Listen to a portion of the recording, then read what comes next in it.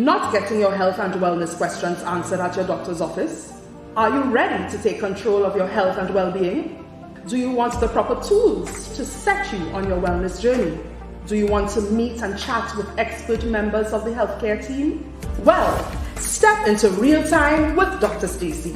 Hi, I'm Dr. Stacey DeGale, your personal physiotherapist and wellness consultant who wants to make sure that you live your best life. We'll be chatting with wellness team members and inviting you as you are the center of that team. And we'll be doing all of this while you are in the comfort of your own home or office. Join me in Real Time with Dr. Stacey as we discuss everything health and everything wellness.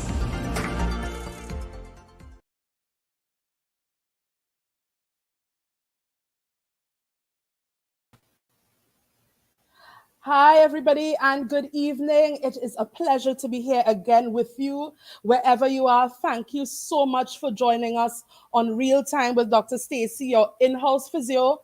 It has been a while. The last time I saw you face-to-face was in December, and so much has happened over the time, but it is that time where we must meet again to discuss some important health-related issues. And I know you have many options. I know some of you are tired. Some of you are preparing for the Easter weekend, whether it be church or the beaches. Whatever you're doing, please be safe. But thank you for being here because we have an exciting topic that I think has resonated with so many of us. And that topic is endometriosis. As women, we have grown up in a society where we are silent about female issues because guess what? A lot of our doctors, a lot of our families, even ourselves, we sometimes believe, well, we are women, we have to go through some of these issues, whether it be pain, whether it be bloating, whether it be issues with sexual intercourse, whatever they may be, we are silent on our pelvic health. And I am so excited, you all have no idea, I am so excited that we will be discussing endometriosis with a colleague of mine who has become my friend over the years, someone who I've looked up to as a mentor with regards to the profession of physical therapy, and to give you more hope as to what else can I do to manage endometriosis. If you are listening today, please remember that you have the opportunity to ask questions during this live interview. And once we have time, we're going to get to it. If we don't have time, I'm going to answer you after. So feel free to interact, comment on our stream.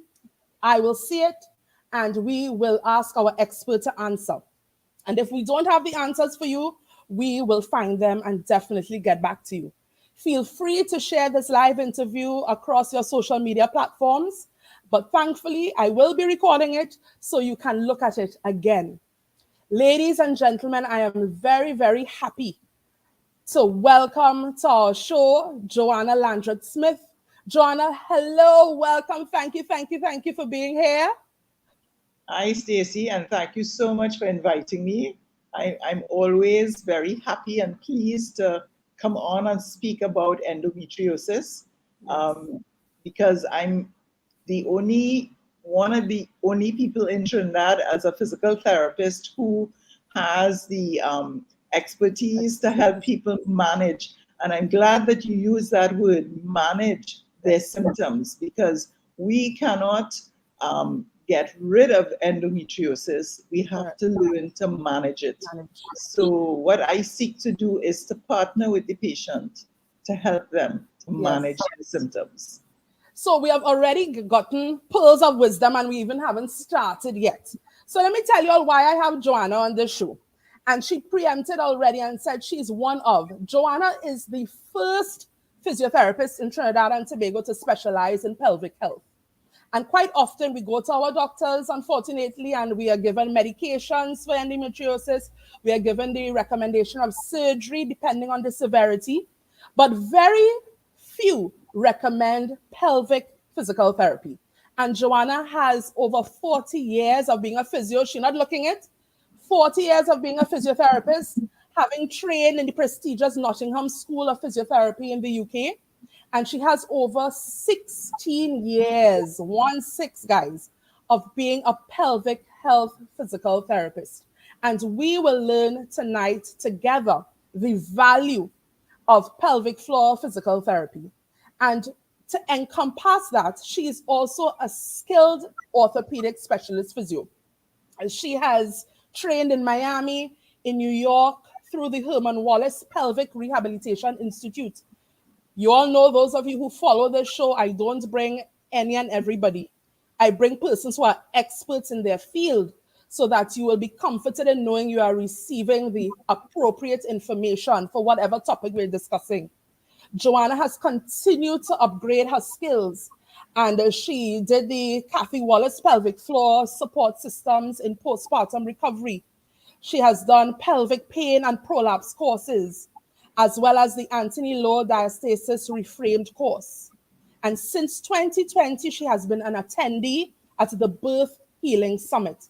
So get your pens and pencils out, your notepads, ask your questions. Jeanette, hi, good night. I'm seeing some people I know on. Remember, share this interview. And I'm emphasizing again, Joanna is the first physiotherapist in this country who specialized in pelvic health. I think there are only maybe 2 or 3 others, but her experience will show tonight. And I will also be posting contact information for those of you who wish to get more help from her over the upcoming weeks. So Joanna, I'm going to add our presentation. Joanna has a presentation ready for us, and I'll be adding it onto our screen. Again, feel free to ask your questions, and I am now handing over to Joanna. Hi, and thank you very much again for having me here. It's my pleasure to talk to all the participants on endometriosis and pelvic pain. So without any further ado, let us get right into it. Endometriosis, what is this? It is a painful disorder.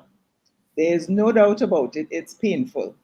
And the reason why it's painful is because the uterine tissue, instead of shedding in the vagina, goes outside the uterus into the pelvic cavity and attaches itself to ovaries, fallopian tubes, the uterosacral ligaments, and other ligaments that support the uterus.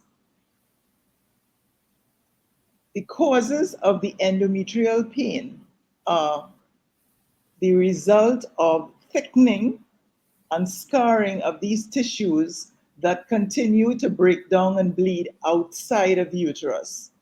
And our normal instinct when we have pain, especially when it's chronic pain, is to keep tightening our muscles whenever we feel the wave of pain coming on. And what that does is it tends to make our muscles become shortened and weakened, and they, as a result, develop trigger points. Now, trigger points are pain generators on their own. So after the cause of the pain has subsided, these pain generators are like fires that keep on burning and causing you continued pain. Joanna, can you give an example? Somebody just posted on one of the pages to give a little more detail as to what a trigger point is. If you could give us an example. Okay, so within the muscle, we have fibers. And when our muscles move, they contract and shorten. And then they have to relax and lengthen. What happens when you are constantly tightening your muscle, which means that you're shortening the muscle, is that all of the oxygen in the muscle fiber gets used up. So there is, and you need oxygen to have the muscle relax. So when you've used up all the oxygen, and the muscle is no longer able to relax, that part of the muscle fiber remains in spasm, and it's like a knot. And I mean, I'm going to get into it in a little while. One of the only ways of relieving the trigger points is by doing something called trigger point dry needling. You can try massage, you can try foam rolling. If the trigger points aren't too chronic, you can relieve some of them But sometimes you just get a temporary relief and it comes right back again because something needs to happen, a reflex needs to happen to make the muscle twitch and release. So this tightening of the muscles and so on also causes malalignment of structures in the pelvis. And usually for women, it is the sacroiliac joint. So you have two bones that meet in the front, your pubic area, and they come around to the back to a triangular bone called your sacrum, and they sort of wedge into your sacrum. And what happens, because a lot of the hip muscles attached to this and the leg muscles attached to this, if these muscles are tight, they can pull the SI joint, the sacroiliac joint, out of alignment. And this causes pain to be referred not just to the back, to the butt, but it can also refer down the leg. Because one of the hip muscles called the piriformis muscle, the sciatic nerve, and I'm sure everybody's heard of sciatica, goes either above, below, or through the piriformis muscle. So if this is tight, which tends to happen when the SI joint is out of alignment, then you have something triggering your sciatic joint, your sciatic nerve. And it's not a bulging nerve, it is a tight muscle that's causing the sciatic symptoms.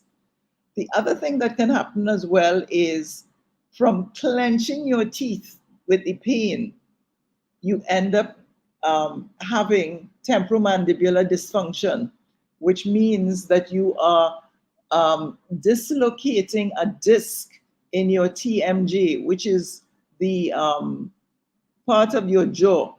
So when you open your mouth and you put your hand in front of your ears, that movement there is your temporomandibular joint.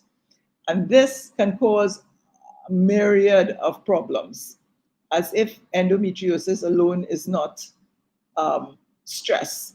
The temporomandibular joint is a Pandora's box of problems. And one of the common things is migraine headaches. So people may have migraine headaches because of the hormone changes through the cycle, but also because of the clenching that happens when you're having the pain that causes the temporomandibular dysfunction. And so that's another thing that has to be dealt with, to deal with all of the endometrial pain, because it's not always in the belly, the back, and the leg. It can be up in the head as well. And then the doctors will be like, endometriosis does not cause migraines and headaches and those kinds of things. Yes, it does. and the reason may not just be hormonal. So even though you fix the hormones and you think you have the hormones sorted out and you're still getting it, it's because it's a different cause. It's amazing how everything is so intertwined and one thing leads to something else. So ladies, we're not tripping off when you're getting these headaches associated with endometriosis. We're not going crazy. Something else is happening. And as Joanna says, we have to address that as well. Yes. So what are these symptoms of endometriosis? It is pain. Pain with or after urination, bowel movements, having sex. It tends to be worse with periods. It tends to give you a very high, a heavy menstrual flow. Stacey, you can give me back my screen? It just took my screen for me. Let's see what happened there with the screen. I'm gonna try to. I'm okay on this end, Joanna. I don't know why it's. Yeah, no, it's not showing up, but that's okay. It can also lead to infertility, chronic fatigue, because constant pain is tiring because you're not sleeping properly, so you're not resting and recovering. It also leads to an inability to have a proper gynae exam, or you're just unable to put in a tampon because the pelvic floor is so tight, it is just too painful to have anything in your vagina. So endometriosis is a long and a winding road, and it usually takes an average of 7 years to be diagnosed. So this is 7 years that these symptoms are being experienced and nothing is being done to address it because the doctors are not seeing that you really have endometriosis, unfortunately. So, and of course, we all know that, well, I don't know if the listeners know, but Stacy and I certainly know that when you have a chronic problem, it does not resolve in a hurry.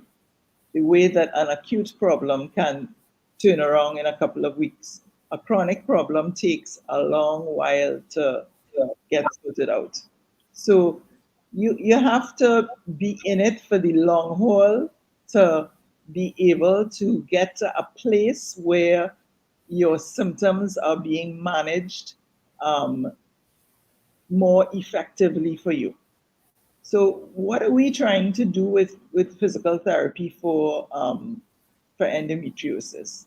We are trying to get you to learn to relax and to lengthen muscles.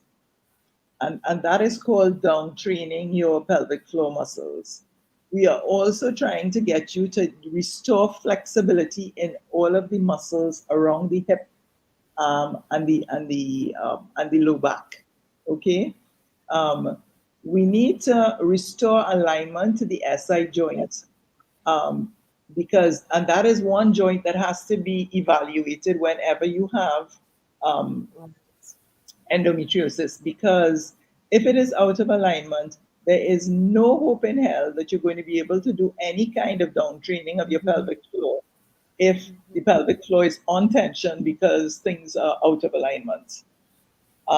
If you have any kind of abdominal scars, we work on trying to relieve the abdominal scars, doing myofascial release and different things like that. Also, as I spoke about before, are the trigger points in the muscles. We have to shut down the trigger points in the muscles because even after, excuse me, the cause of the pain has um, sort of isn't there anymore. Like you aren't having your period anymore. You still have pain. You have pain whether you have your period or not. You just have pain like constantly. So we have to make sure that we help you to um, relieve the trigger points. So we have different things that we can do for that. We and so once you have endometriosis, you are looking at a daily home exercise program that you have to do. You have to be doing daily stretches. And then when you are up to it, once you start getting some relief, we like to then add in a cardio component to your exercise program because motion is lotion. And once you get going, um, you know, it helps to give you relief on so many levels, even from the psychological component that the cardio helps you with. And we also have to retrain different basic movement patterns so that you are not doing things that can aggravate your back and contribute to the pain as well. And Right. last but not least, we have to strengthen your core muscles. And part of your core is your pelvic floor. So that's what we're doing. So, as I said, what we are looking at doing is helping you to manage your symptoms. And in order to do this, we have to have proper evaluation of your back, your hips, your sacroiliac joints. We have to look at all the muscles that work on these joints, including your pelvic floor. And so we may use mobilization or manipulation for the lumbar spine or the SI joint. We will have gentle stretching exercises, and the word has to be gentle stretching. We are not looking to restore flexibility in 24 hours. This didn't get short and tight overnight, and it's not going to regain its flexibility overnight either. It's going to take a while, and that's why it's a daily program. So you set yourself up by starting off your day with your stretches so that you can have the best possible day that you can have Yes. because your muscles aren't going now she wants to get up and do this and sit for forever to work and be on our feet and do all kinds of things, and we don't want that. No, Yes. once you stretch it out, you know, yeah, I'm not saying that it's going to take away all of the pain, but it's going to make it an easier day. Not an easy day, but an easier day than if you hadn't done any of the stretches. And then we also have to do some relaxation. We need to sometimes take some time in the middle of the day to just stop whatever we're doing, give ourselves, even if it is a 2 minute mindfulness meditation, to just calm everything down. Because as you go through the day, the muscles start ramping up and the pain starts going. Like, it's like you're throwing fuel on the fire as the day goes through. And what you do with your deep breathing, with your mindfulness meditation, um, in the middle of the day, is that you just bring everything back down. Like you throw some water on the fire. You might put it out completely, but you certainly um, take down the intensity of the fire. So a lot And of people are talking about this mindfulness thing, Joanna. And I've heard people say this is a kind of hocus pocus, voodoo kind of thing. And it really does set you up for a better day, a positive day. And it's not just about imagining calm water or the sea. It is being fully aware, I think, of your yourself. body, of your body, of your muscles. Yes. Yes. Because the thing about it is, when you have had muscles that have been tight for 7 years, you don't even know that they're tight.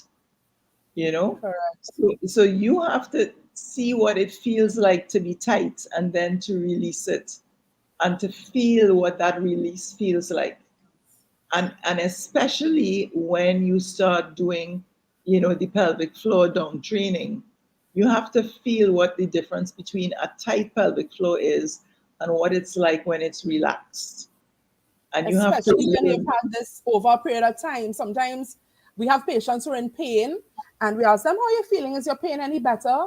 No, it isn't. But give me a number and it's less than it was before because they've gotten so accustomed with a certain feel and we're really not sure of when it's easing, when the tightness is easing because it's stuck in our memory, this negative sort of thing. Yeah, yeah. And it's not only looking at, well, has it gone from a 5 to a Right. 3? It's also, how long can you sit now before it starts hurting? How long can you stand now before it starts hurting? How long can you be on your feet moving around before it starts hurting? Those are also, you know, what you call it, markers Yes. that let us know whether we are moving in the right direction or not. Because if you've gone from not being able to sit for 15 minutes to being able to sit for 2 hours, yeah, you haven't been able to sit for the whole day, I agree. But 2 hours to 15 minutes to 2 hours is pretty significant in my mind, you Correct. know. So what that tells us as therapists is we're doing the right thing. We Yes. just need to keep on doing it. And there may be other things that we need, because after we come from a place of stretching and getting the muscle relaxed, because the thing about tight muscles is the tight muscles are weak muscles.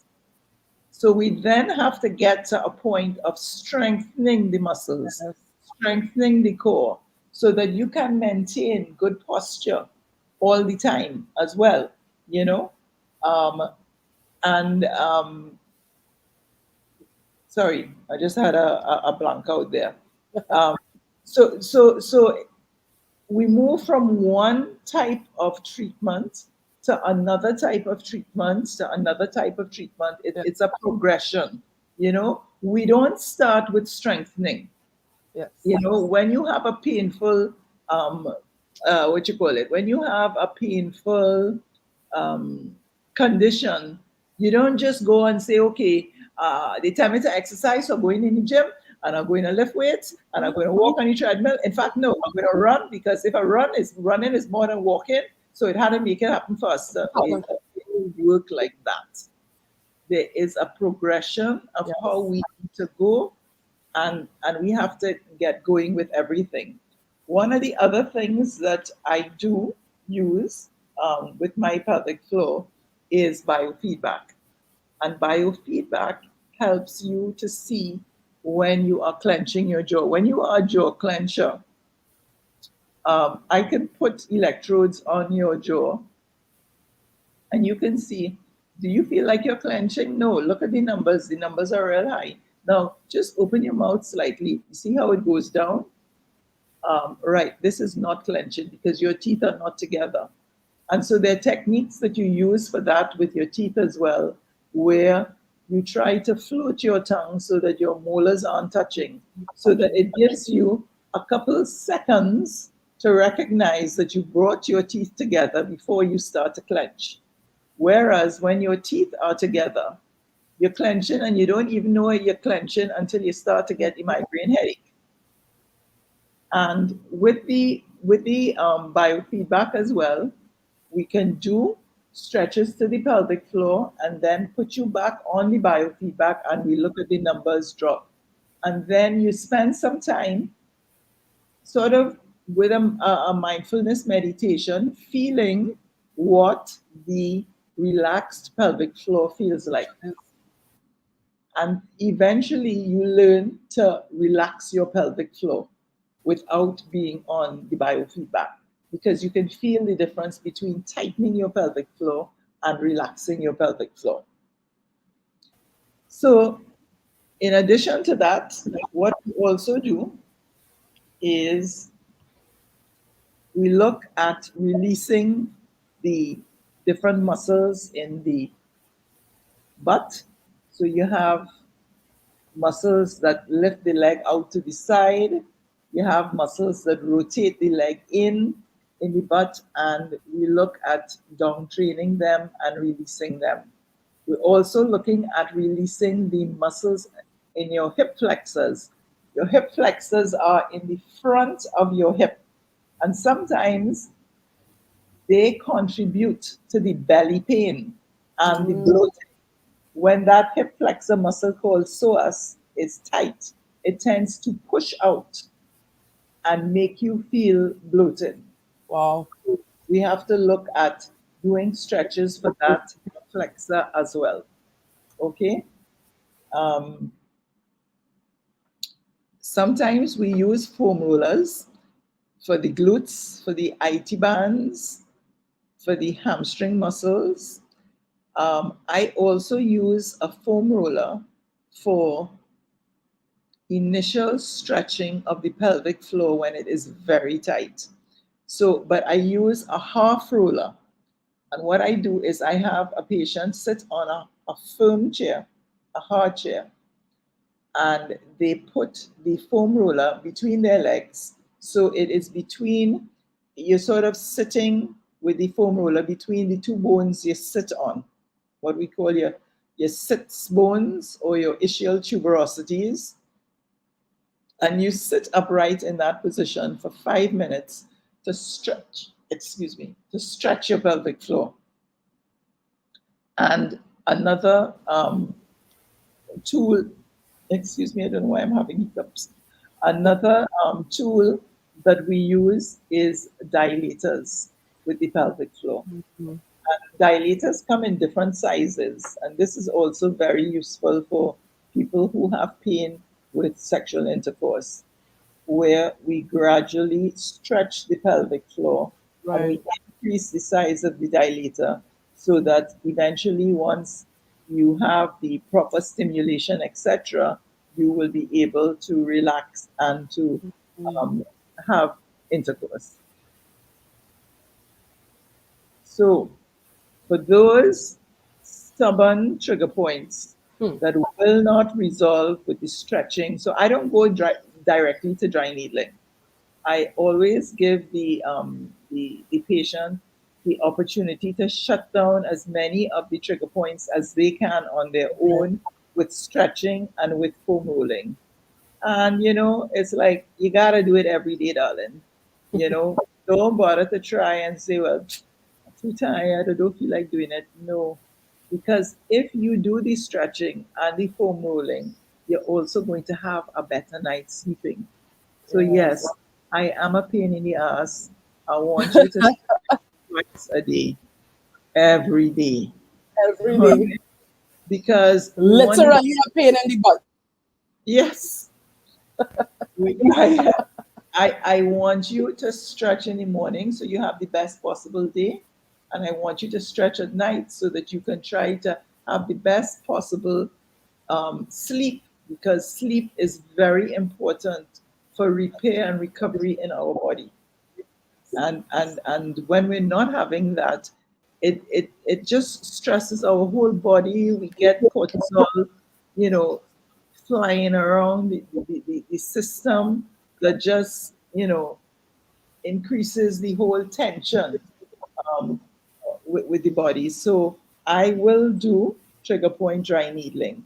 And basically what it And is using, And yeah, Joanna, not to cut off, but something you said there about the sleep, I think it's so vital. And I experience it myself because I have terrible menstrual cramps ever since I removed fibroids a few years ago. And when I am fatigued, my pain is absolutely at its worst. And yeah. once I'm rested, I don't get much pain, but that because I normally get 4 hours sleep a night. And it is not 4 hours helpful for sleep the. at night, Yeah, I'm Stacey, telling you. City bags. 7, 7. I know. I'm trying so hard, but it really makes a difference. And I think I'm gonna do a session on sleep because I think that's one of the issues that most of us face: lack of sleep because of life, family, and we forget ourselves. John, I just wanted to interject with a question somebody has asked, and I thought it would be nice just to bring on one of our viewers and to address what they've asked. And Ms. Pacheco has asked, if you had had surgery for endometriosis, do you still go through all of these pains? Because again, we are Unfortunately, told that surgery is a be it an end all a cure. unfortunately, you can, because surgery does not stop the uterine tissue coming outside the uterus. What it does is, and if you're having surgery, you want to make sure that it's not just a gynecologist who's doing your surgery. You want to make sure that it is a gynecologist who is experienced in doing surgery for endometriosis. Because you see scars, you don't already have a million scars inside of there and adhesions. And when you have somebody who does not know how to handle the tissues properly, you can end up in a worse situation. So you want to make sure that you find a gynecologist who is doing lots of endometriosis, you know, um, Thank surgery, you. as opposed to just somebody who might have done one or two, or okay, he could Yeah. do it. You want somebody who is doing it consistently Mhm. and who has a special interest in endometriosis. Yes. And, I'm not ashamed to say the person here in this country is Dr. Brian Brady. So Right. go and check out Dr. Brian Brady. He works in the hospital in Port of Spain General, and he also has a private practice in Good Health, Ah, right? So that's important. Spain proper. in Port of Good. Spain proper, yeah. I don't know about the South doctors Mhm. and who's doing Right. I'll try to any, get that info for the South viewers. yeah. But you have But an option, and Trinidad is small. We have cars. yeah, There's, exactly. So, so unless the uterus is no longer there, and that's where you have a dilemma, because if you want to get pregnant, there is all the problems of the infertility with the endometriosis. You have to spare the uterus. But once you've determined that you don't want to have children anymore, then getting rid of the uterus by a hysterectomy um, can decrease, well, it will significantly reduce your possibility of having pain because the uterus is no longer there to be expelling the uterine tissue into the abdominal and pelvic cavity and get all on the. I mean, there have been. I remember the Trinidad and Tobago Endometriosis Association had their meeting last year, and there was a guy, a doctor there, who was saying that he had found endometriosis tissues up in the thoracic cavity. Wow. So it's not just in the abdominal and pelvic cavity. It goes anywhere in the body, and then it becomes a problem. You know, in fact, I think we had Dr. West. What's his name? He's a thoracic surgeon. He was one who was in on a surgery for endometriosis. You know, because there was some endometrial tissue up in the thoracic area. But so there's still a possibility. Plus, you know, whenever you have surgery and they cut, there's always a potential for more scarring. So you still have to do the stretching because you want to make sure, especially after surgery, that you regain the flexibility. And when you heal with the tissues in a lengthened position and not in a shortened position. Right. If you go back to a shortened position, you're right back where we started. Yes. So coming back to the dry needling, we can do dry needling on the back. We can do dry needling on all the muscles in the butt, where we also find a lot of trigger points as well is the adductor muscles, which are the muscles on the inside of the thigh that go up to the area between your legs, between the vagina and the rectum, into that area, and we try to shut down those trigger points. The other thing that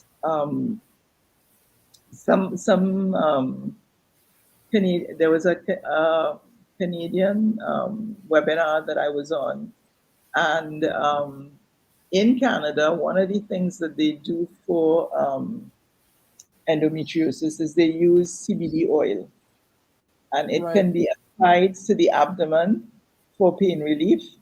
It can be taken orally to help you sleep, and I'll come back to the sleeping again. Sleeping is important. So, Stacey, if you need to get some CBD oil, get some and sleep. Because you need to sleep for your body to rest and recover, whether you have a problem or not, because it's also not good for your brain not to be getting proper sleep. And you can also apply it to the vagina and to the labia to help with pain relief. And I know CBD oil may not be over the counter, but it's available in the country. It is. I've had quite a few patients who have had CBD oil. And then the other thing we have to look at is we have to look at behavior modification. Because remember, some of the symptoms of endometriosis is pain with or after urination, constipation, different things like that. So we have to look at making sure that you eliminate all the bladder irritants. So there is nothing that is making your bladder twitch. You have to increase the fiber in your diet and your water intake so that you try to avoid becoming constipated. You can also use one of those kind of make your own squatty potty by having a stool under your feet to change the angle of the anorectal angle. Because that makes it easier for you to have bowel movements. Okay, because what it also does is it decreases the pull on the puborectalis muscle, which is one of your pelvic floor muscles that can get tight and make it difficult to pass through.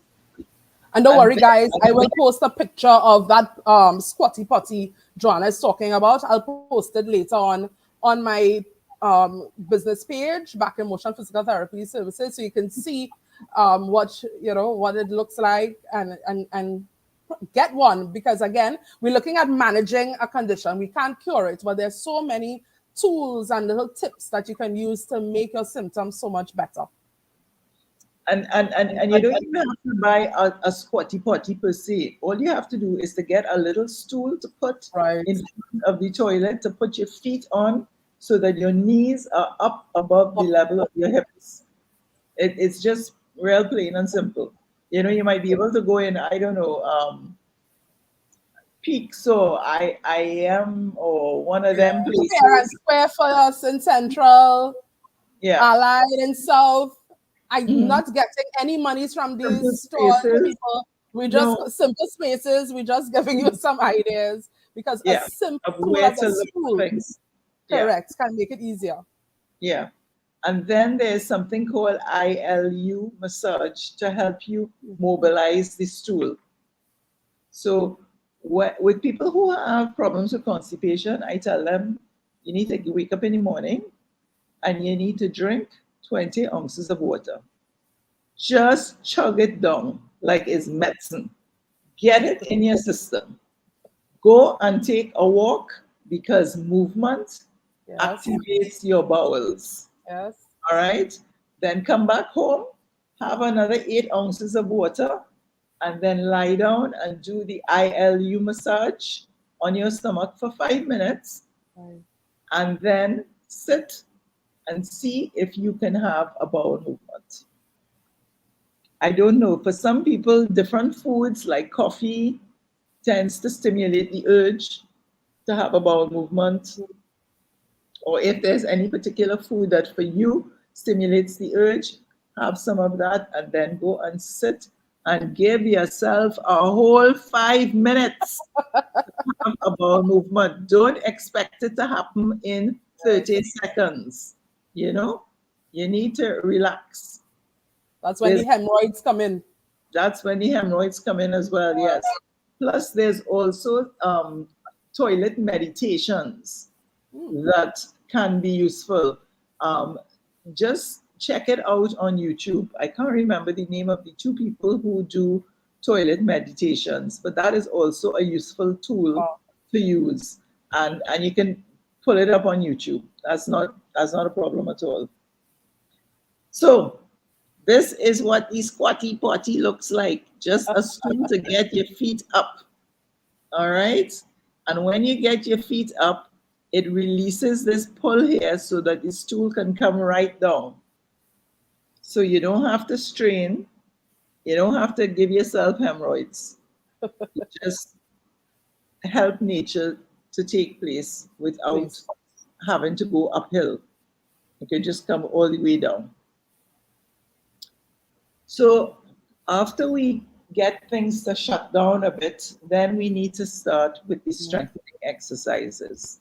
So we need to strengthen our pelvic floor because we need to be continent of the urine and stool, yes. And a strong pelvic floor also gives a wonderful orgasm. Who doesn't want a wonderful orgasm or multiple orgasms? And then we're also looking at strengthening your hip and your core muscles.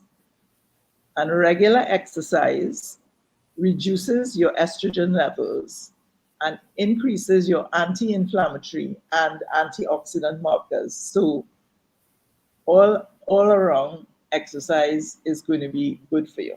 That is so interesting for me, because one of our viewers, Sharon is very open about her battle, I would say, with endometriosis, because she's had multiple surgeries throughout her lifetime. And she just posted a while ago that endometriosis can flare up again as long as estrogen is involved, especially when you have high levels of estrogen like herself. So it's so interesting that you tie that up. And the value of exercise. Exercise is not only about looking good in the carnival costume. It is not only having a certain weight and shape. It has an effect on our bodies that is beyond just the look. It has an effect on our brains. It has an effect on our hormonal levels. So if one of the drivers of endometriosis is an elevated estrogen level, and exercise can help to regulate that, and exercise can be free, if you're not going to the gym, you don't have to pay for it. Exercise can be free. It Why is. not? Why not, guys? Joanna, Yep. thanks so much for that other pearl, another pearl of wisdom. So, in conclusion, I want to say that physical therapy is not a one and done. It is a partnership with you to manage your symptoms. And in so doing, what we are looking at doing is reducing your inflammatory load because it is an inflammatory condition. We're looking to reduce your stress, which is also what exercise does. You need to get in touch with a dietitian, who I think Stacey has coming up next, to That's know right. what are the anti-inflammatory foods that that you need to avoid. And then you need to make sure that you get 7 to 8 hours of restful sleep every night. We're back on this sleep again. And you have to keep yourself hydrated and do your home exercise program every day. Every day. So I do we have time still, Stacey? Yeah, we have a bit of time. And as you said, the exercise, guys, even for other conditions, we say, you need to be consistent, you need to exercise. To change bad habits, if you are consistent for at least 12 weeks, it becomes a natural part of you. So stick it out for at least 12 weeks. And when you don't do it, you're going to miss it. Because if we haven't gotten from Joanna's presentation so far the value of appropriate exercise and being consistent, we're not going to get it. So just be consistent. Find a pelvic floor therapist. I'm referring everybody to Joanna tonight. Find your dietitian. Get your healthcare team to help you manage this endometriosis. There is some hope. There is a lot of hope if you deal with it appropriately and be the main actor in your management. Yeah. Joanna, there's somebody asked a question. I wanted to bring it up because I know she's still on the online, and this is one of my old school patients, Miss Sumai from Point Fortin. Hi to all my Point Fortin people who are on. Miss Sumai has asked, what can I do when you have to go to the toilet often, meaning you can't keep up your pee? Well, see Joanna, but she'll tell you more. What you're suffering from is what we call urgent frequency incontinence. And it is probably the foods that you are eating that is irritating your bladder. And we have to go through a session of you eliminating all the bladder irritants and seeing how things go with that. And then once we get you in a stable condition, then we begin to reintroduce irritants, because what is a bladder irritant for me is not a bladder irritant for Stacey or for you. You have to discover what are your bladder irritants. And when you discover your bladder irritants, then you choose when you want to have it. So it's not that you can never eat it again.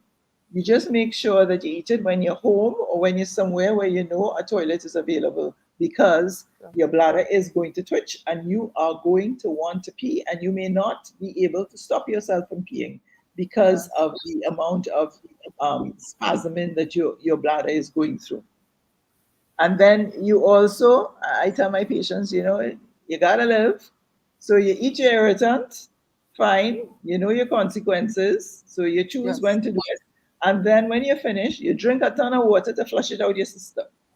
One time. Yeah. Yep. So that's how you deal with bladder irritants. We have one interesting question, another. I'm going to bring it up on the screen, and this is coming from Keisha Grant. And she's asking for any suggestions that you may have for extreme acid reflux during her period. Pain is so bad that she vomits and she experiences excruciating pain. Have you come across these sort of symptoms, Joanna? And what would you advise? Well, I have not come across the symptom of the acid reflux, but I have come across the symptom of having so much pain, and it's your stomach, it's abdominal pain, that makes you vomit.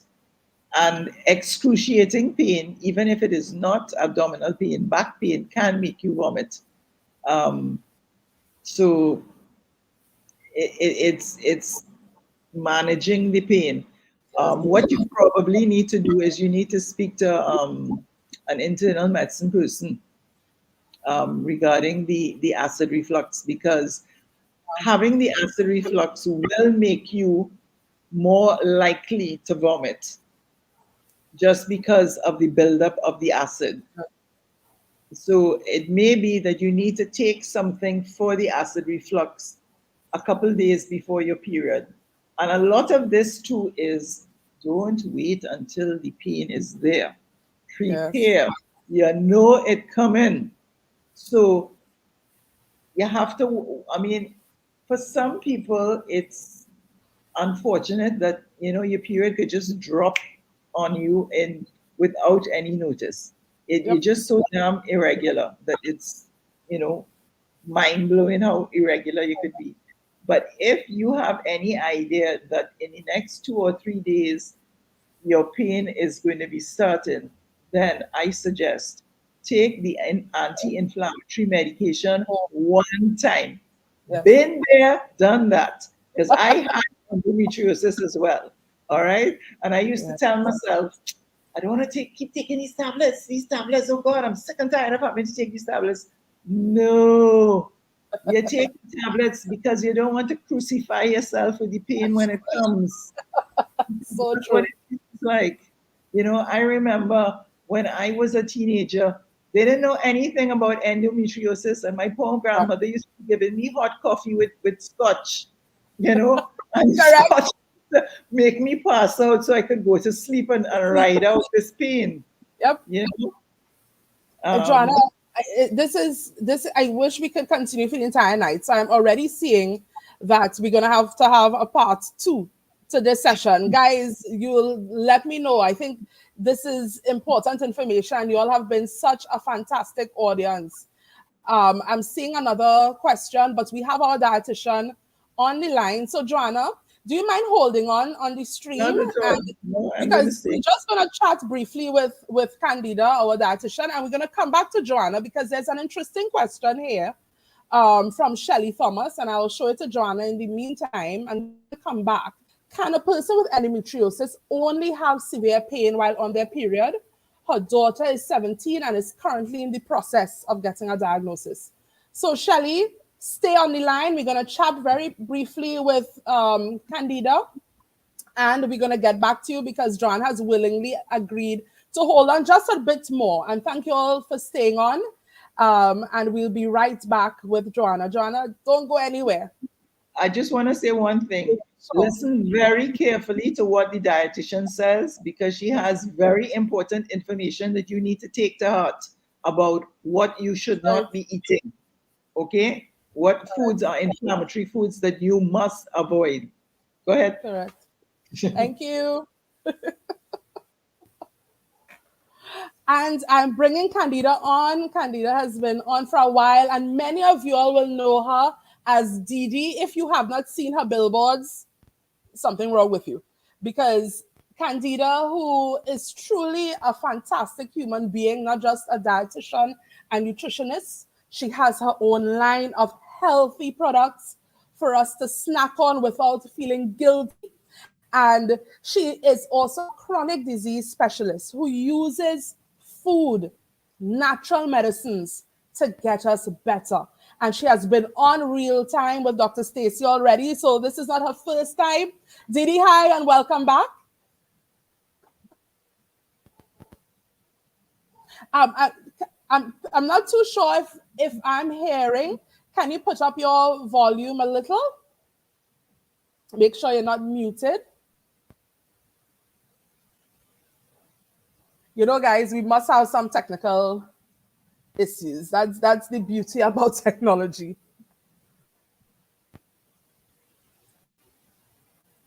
Didi, are you hearing me?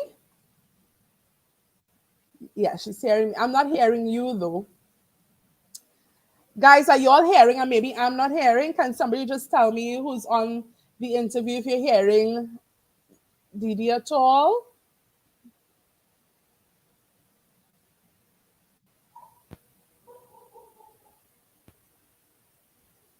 I think she's going on. I think she's disconnected.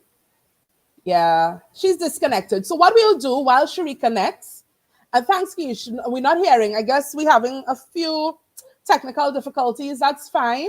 So we are gonna bring. She's coming back on. I think we're hearing you now, Candida. I think. No, we're still not hearing. Not hearing still.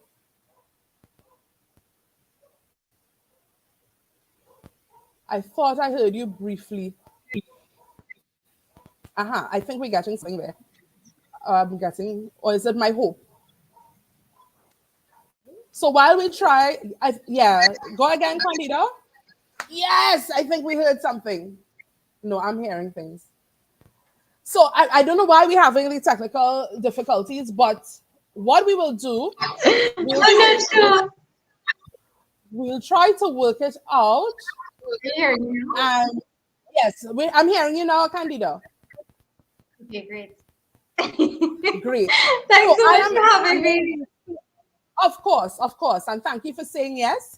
And I'm handing over the floor to you because sometimes we don't appreciate the importance of a proper diet, of eating appropriate foods in managing many of our conditions, including endometriosis.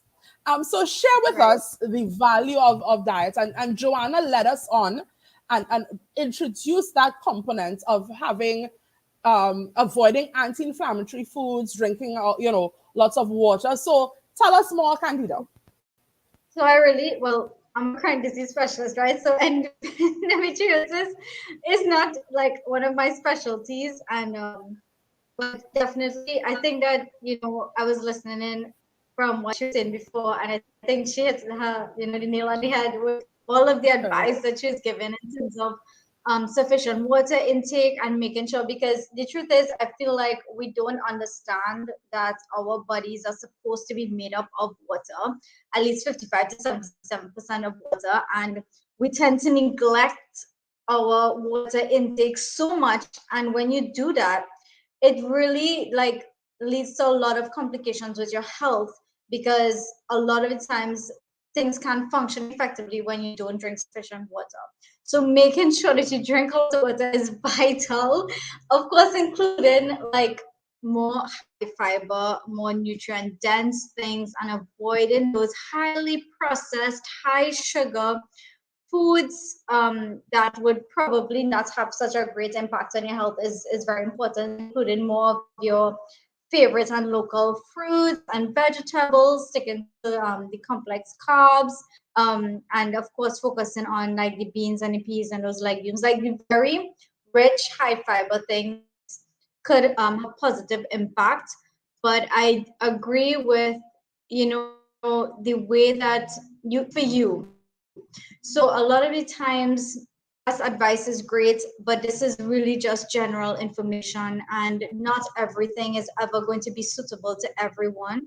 So really and truly, I think that based on your personal preferences, based on what your favorite vegetables are, what your favorite nuts are. If you can't have nuts, if you're allergic to nuts, you shouldn't have it. So it's really and truly to adapt the advice to suit you, and to understand that your body is uniquely your body. Not everything works for everyone. So it can be frustrating when you say, well, you're cutting out all these things, but you're still getting this bad results and it's not working out.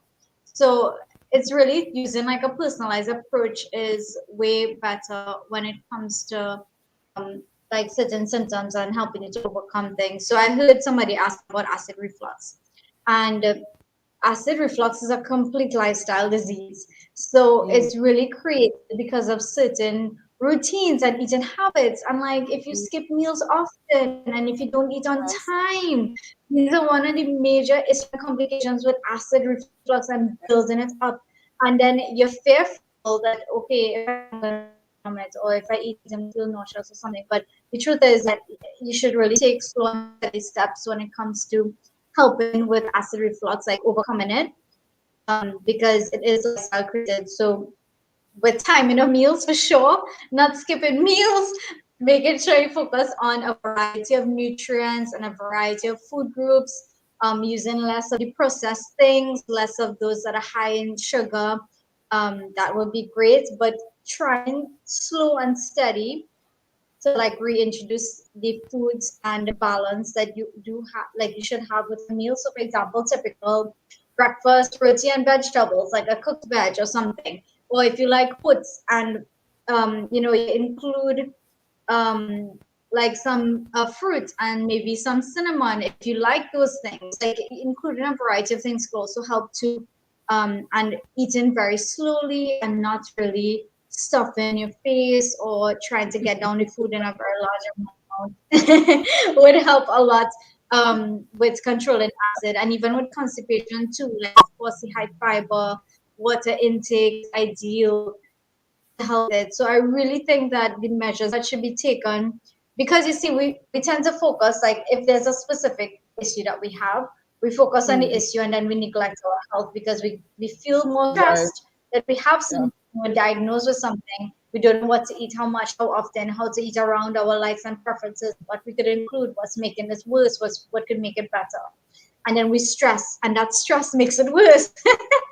So with lifestyle is really about trying your best to not overthink it. Eating for you, making sure you have a good balance with the variety of colors and food groups, include a lot more water, hydrated, and trying not to overthink and stress out too much. Trying your best to like do something fun that you enjoy to relieve the anxiety and stress that's going to be built up when you have these complications. And can you just share with us a little more when we speak about complex carbs versus simple carbs? Give us some local examples, because quite often, you go to the doctor's office and they tell you, all right, eat more complex carbs, and you leave saying, no problem. And when you get home, you realize you have no idea what a complex carb is. And give us some local examples. Okay, so the main difference is the way that it's digested in our body, right? So complex carbs take longer. They have a lot more fiber in them. And those would be like whole wheat, whole grain, ground provision, bread, fruit figs, green figs. Like those things are more complex. The simpler sugars would be like white rice, those things that are refined and those things that are really broken down. So you take away the benefits of the fiber from it, because fiber helps with digestion and it helps with taking the food down to your digestive system and helps to get rid of all bad fats from your body, and then helps with your bowel movements and all of that. So the complex would be like all the ground provision, whole wheat, whole grain things, and then the white rice and those processed things would be the simpler sugars that you could still have if you want to, but again, how to make it more nutritious, you include a lot more colors and veggies with it. If you do okra rice or carrot rice or broccoli rice or pumpkin rice, those things could help. If you really don't like whole wheat, whole grain rice, you could just make it a little bit more nutritious by adding in the color from the fiber from the vegetables, and that would be a good addition. And that's a nice little tip, because sometimes it's difficult for people to follow these stringent dietary advice. You do it strict for a week and then after that. But using little things like just using more color in your food, which means you're going to use, naturally, you're going to be using more veggies, more your carrots, your broccoli, all those pretty veg. And we have so many vegetables available to us in the Caribbean. So you've made it a bit easier in taking all the guesswork in how to balance the meals a little bit more. And I want to just emphasize again the anti-inflammatory. Give us some ideas of local. When we talk about anti-inflammatory foods, are those only foods that are very sugary? Tell us more about that. Well, the anti-inflammatory is more like in terms of like fish, like salmon. You have like the nuts and the seeds. You have like turmeric. So you have like the berries, which is not local, but it is very good antioxidant properties and very high is very anti-inflammatory. And a lot of the greens and the leafy veggies and all those things So really and truly, when you think of eating meals and combinations of things, the more colors, the better. That's the best way. Because what I do, you see, if it's not doable and if you can't apply it to your life, it just doesn't make sense. Yes. Telling you should include these things, but you don't like it, or you have a negative reaction to Correct. it, or your religion says you can't have it, or something like that. It's just not applicable. So it's really to work around that, and then just make sure that you Yes. could keep a colorful balance with your meals, and then just really enjoy whatever it is that you're having, so that you could have that balance, and it will help to your wellness and all. And when we talk about fiber, increasing fiber in our diet, Because is I've it noticed, only like, yeah. mhm, is the fiber only No, related sorry, to guys. fruits? Tell us more about when we talk about fiber. What does that Right. mean So when we should have fiber, a high fiber diet?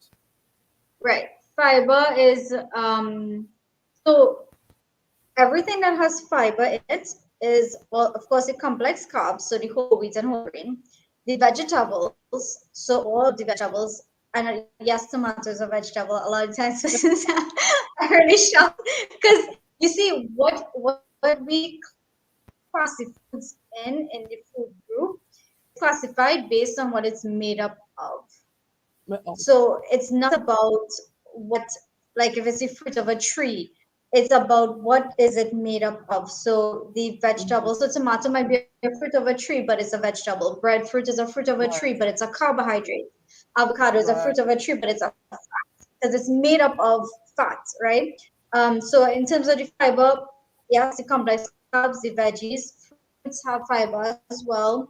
And also the nuts and seeds and the beans and peas and those things quite have quite a lot of good fiber in it. So it's really roughage. It slows down digestion. It is the outside coating of things that helps with a lot of benefits with your body, right. because we really can't survive without getting sufficient fiber in our life. It's about 20 grams per day that you would need or more. So the more the better. And it aids in giving you a variety of nutrients and a variety of minerals and vitamins and all these things when you include the foods that have those the fiber in Right. it. So yeah. So I just have two more questions. One, Okay. give us an idea of what are inflammatory foods, and give us Inflammatory. some Oh, examples. When we talk about foods that will create this negative inflammatory response in our bodies. right. So it's typically like the highly processed, high fat, red meat, sodas, processed foods. Those are the things that would increase inflammation in the body. And then the anti-inflammatory ones, like if you add in like turmeric and ginger and herbs like that, or if you include like nuts and seeds and all Right. the greens and all those things, that sort of counteracts the inflammation that's been built up because of the highly processed, high fat, high Yes. sugar uh, options. So the truth is, there is a balance, and I just believe that we all love food and we all should enjoy everything. Enjoy. So I really think that you could include a little bit, not have it be a large part of Minimum. your life, and you Right. don't eat a lot of it, but you could include it in a little amount and just balance it out with the other Yes. complex high fiber things, and that will definitely help. Great. And the final question, because I know Didi is still working, guys. So she left a Yeah, client to come to chat with us. So one last yeah, question. Take some of the guesswork out of what a proper balanced plate of food should look like. What is a little right. tip or trick you could give us in taking all that maths in from knowing what is a balanced meal? So we're not stressed out when we're planning our schedule, our dietary schedule. Right. So the main things that I would think you should focus on when you place your food, or if you're buying food out and you have a variety of choices, because of course you're around places and it's better to eat than starve. So if you're ever in that situation, you need to eat. Identify first what the veggies are. So if there is a salad, or if you have like cucumbers alone, or if you don't have any at all, don't be scared. Don't be worried that you didn't get in the balance. Just know that, okay, when I go home, I'll just have a cucumber or a few carrot sticks with some chickpeas or hummus or a cucumber chow or something like that, like something very easy and convenient that you could still include. But first, identify your veg, then identify the complex carbs or any carbs. So based on whatever foods that you have available, if you have sweet potato, any gram provision, or breadfruit or green fig, whatever your favorite carbs are that you have available, definitely have that. And then you have your protein, right? So if it's chicken, fish, or if you're vegetarian and you want to do beans or soy or tofu, that's all great. Yes, the red meats are highly processed. You want to reduce the amount of that beef and lamb and all those other things. But in terms of the plate now, so like usually half the plates, if you have a full plate, half the plates of your favorite veggies, and then quarter the carbs and quarter your protein, and that would be the perfect best balance that you could ever have. Thank you, guys. So we got the little tip. Sometimes it's so stressful just to think of I have to eat. I'm supposed to go on a diet. It's not about going on a diet. It's about having a balanced diet, high in fiber, lots of water, complex carbs, and ever so often you may fall off the wagon. Just get back on with things that we love to eat. Use your cucumbers, make a cucumber chow, have your fruits in between. And if you're unsure, you can contact Didi and other, because I have, I'm really blessed to know some fantastic professionals, and you can contact, and there are really excellent dietitians in Trinidad who can guide you on this pathway. It is not insurmountable, guys. So Didi, thank you so much for coming. I know you have to go and see a client. Tell your client thank you for holding on for you. It's my fault that you need. And we will be in touch again. Guys, I will post up again Didi's contact. Thanks so much, Didi. Tell your mom hi for me. Yes, okay. So, guys, Joanna agreed to stay on. We're not going to keep her the entire night, but she also wants to share some other pearls of wisdom, and we're going to get back to Shelley Thomas's question. So, Joanna, I know you were listening, so I just want to put Shelley's question up again on the screen. And can a person with endometriosis only have severe pain while on their period because her daughter is 17 and currently in the process of getting a diagnosis?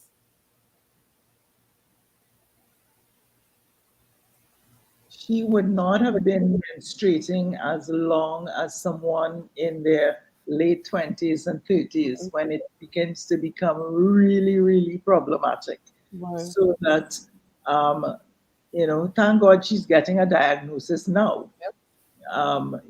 But yes, and it is more likely that she will have this severe pain on her period as opposed to someone who has a lot of tissue out into the abdominal and pelvic cavity, right, and would therefore have more adhesions and more scarring.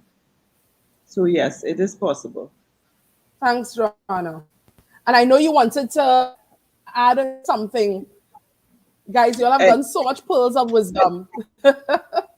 It was just this case history that I wanted to just talk about. So could you put it up for me? Yes. So this was a patient that I had who came to me in 2019. She was a 40-year-old woman who had a 12-year history of low back and right hip pain. She had constant daily spasms in her levator ani, which is basically constantly having a pain in your ass, in your rectum. All right, literally. And this was like all day. From the time she woke up, she had this pain, this spasm in her levator ani. And the pain would increase every day after she had a daily bowel movement. And especially 2 or 3 days after she had her period, she would have this intense pain. it would be aggravated by sitting and standing for more than an hour. So she would be constantly on the move because she couldn't sit for too long and she couldn't stand for too long. So she was constantly moving. She had had a myomectomy in 2014 with no sustained relief. And so when I evaluated her, she presented to me with a right sacroiliac dysfunction. And she was one of 2 or 3 people that I have seen through my career who have a shorter ilium. And the ilium is one of the bones that go together into bunks in the front to form the pubic bone. And they come back to the triangular shaped sacrum.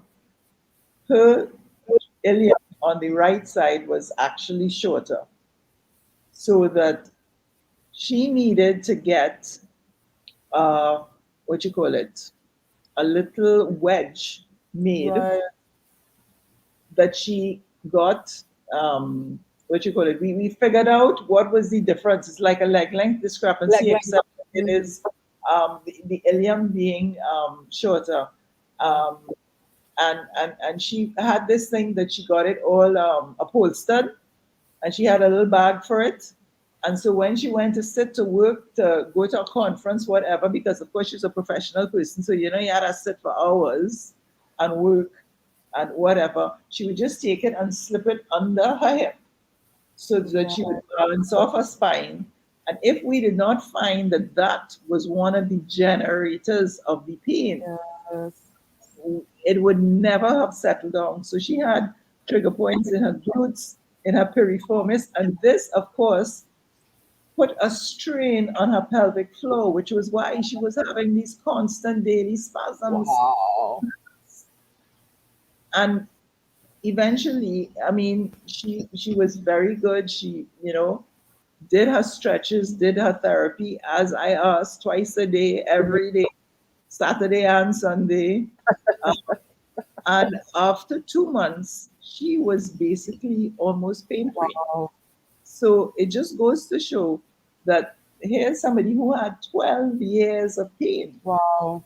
In their back, in their SI joint, and in their pelvic floor. And we were able to, do through a process of elimination, you go through, the treatments with different things where you do stretches, you do realignment of the pelvis, and I always now look with people who constantly have sacroiliac dysfunction, where the SI joint keeps going out of alignment. I look at the ilium to see whether they are equal or whether there is an imbalance there. Because so now I have to start looking at that. Yep. I've never considered that. That is amazing. And Yeah. you transform again, sometimes we have patients and they're complaining about symptoms and we take it as a given. Listen, you have this condition and you're going to live in pain. But there is hope. Can you imagine moving from 12 years of pain for people like Sherry Ann on the line? You've lived with over 12 years of pain, and with assiduous work, you can get relief that is more than just fleeting once you're willing to do the work. And once you work with somebody like Joanna, who is experienced in this field. Joanna, I can't thank you enough for coming on. I can't thank you enough for sharing this information. To all the viewers who have stayed on, those of you who shared and attempted to share the interview, I'll be posting a link before the end of the week so that you can share it even more.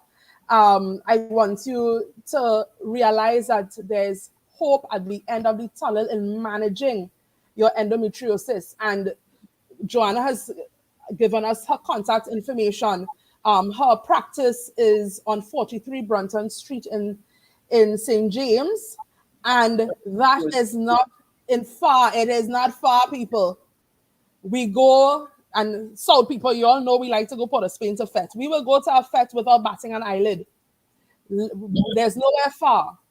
And I have referred patients. I'm one of those health professionals. If I cannot deal with this is not in my purview, I refer them elsewhere. And I have referred many a patient to Joanna with success. And those who know me know I'm very picky. And so this is your opportunity not to think that all is lost, even though you may have been diagnosed with endometriosis.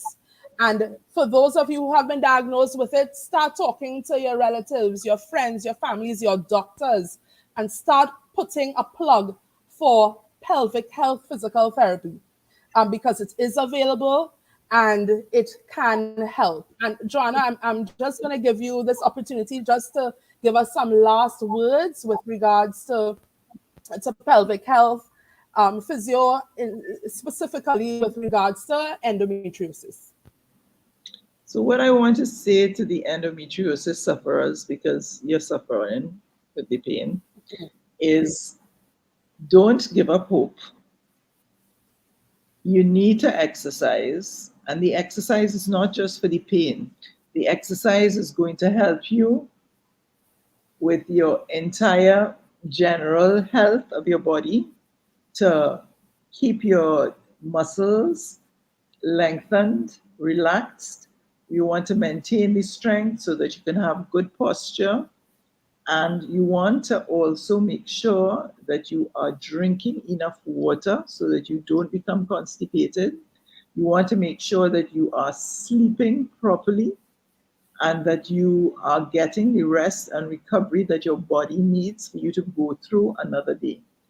It is a lifestyle change if you are not accustomed to exercising, but it is a good lifestyle change that you need to make. To stretch every day, twice a day. All and any aches and pains that you have in any of your other joints will thank you for exercising and stretching. And then we just need to really sort out if there are any imbalances there that need to be set straight for you to continue to have a less painful experience.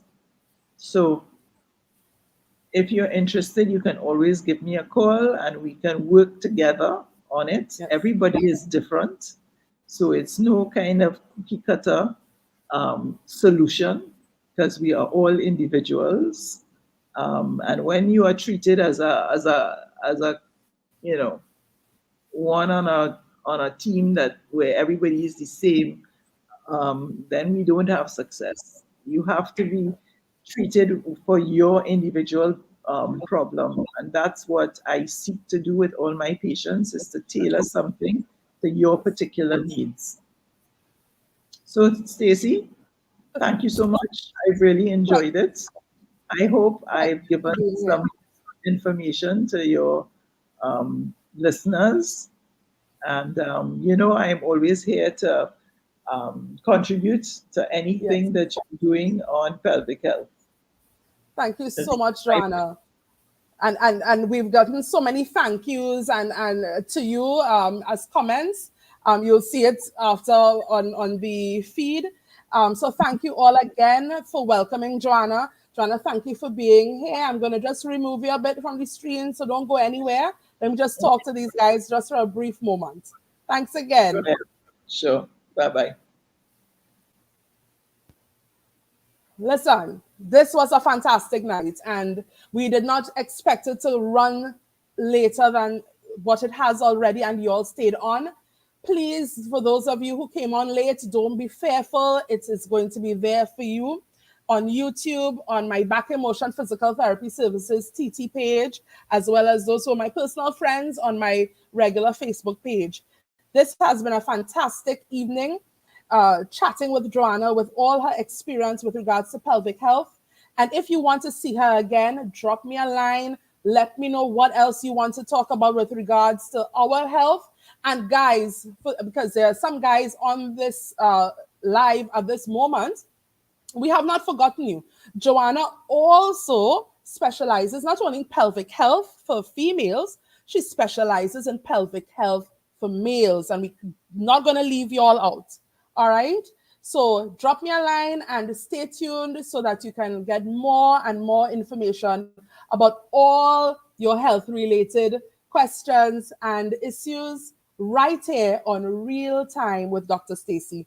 Thanks, guys, and I'll see you again very, very soon. Have a good night and have a great Easter.